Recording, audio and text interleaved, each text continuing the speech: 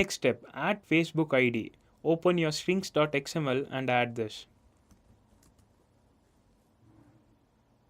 Okay, so the Gradle is built. Let's go to strings.xml. Copy paste the Facebook ID. Note that your Facebook ID may be different from what I have created. Open Android manifest.xml and add internet. So I open Android manifest.xml and add the internet permission. Without internet permission, the app cannot access internet. And add the metadata element to the application element, step number 5.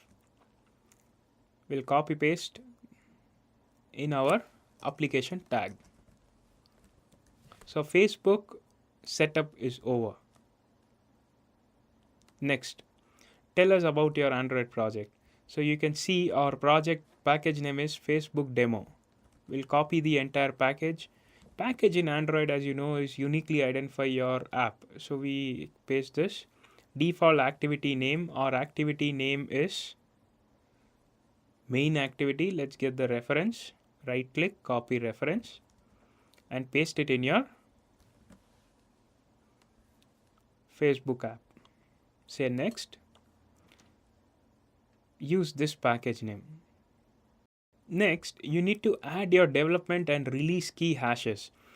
Facebook makes use of your Android key store or your key store files and matches whether the app request is coming from a proper app.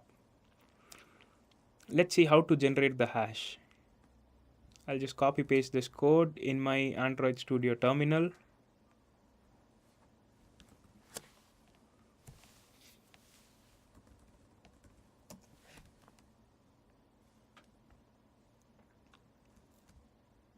So the hash is generated.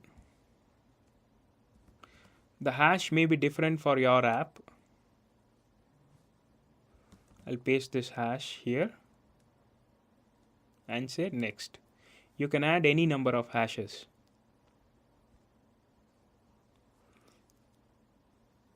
Next step. Congratulations, you have added the Facebook SDK to your project. Good, we are done with Facebook SDK integration. Let's go ahead and try out login. So this is how the login with Facebook button will appear. We'll copy this and put it in our app. As you can see, Facebook SDK, after it's integrated, it adds a login button view. So we are just making use of it.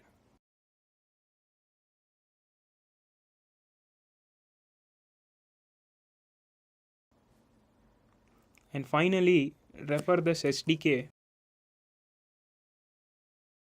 And finally, use this button, login button in your app to get the login button instance and start the Facebook authentication.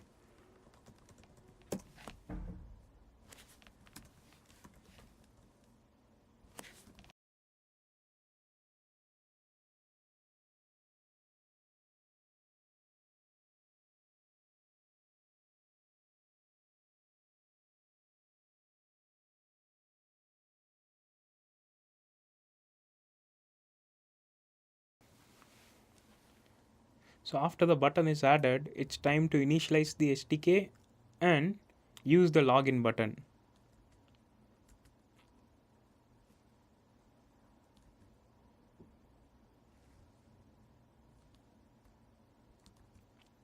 So this is how the final code looks like. I initialize the SDK and we get the login button instance. Finally, register a callback. So whenever the button is clicked, the Facebook login starts, and after the on success or on error, we show one toast message. I mean, ideally on success, we show a toast message. Let's run this app.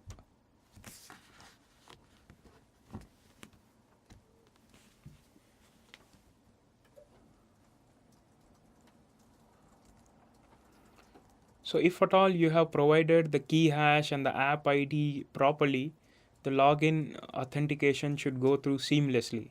The Facebook SDK integration is extremely simple but powerful. as you would have seen the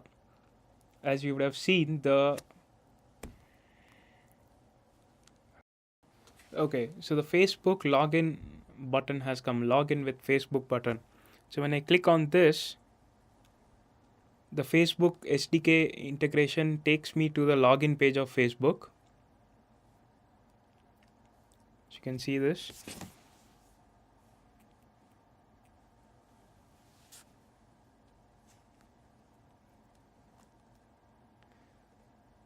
So when I click on the login button of Facebook, it takes me to the login page of the Facebook. I'll enter my credentials.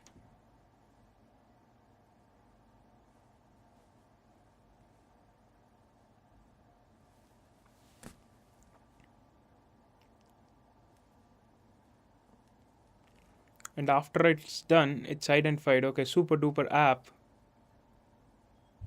So as you can see, continue as Amit, super duper app will receive your public profile, yes. When I click on continue, Facebook will send whatever details my app has requested to this. And finally, the pop-up message comes and the authentication is completed.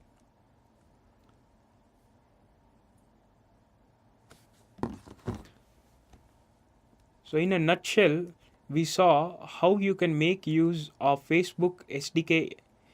So in a nutshell, you can see how easy it is to integrate Facebook SDK in your app. Facebook provides easy yet very powerful APIs with beautiful instructions.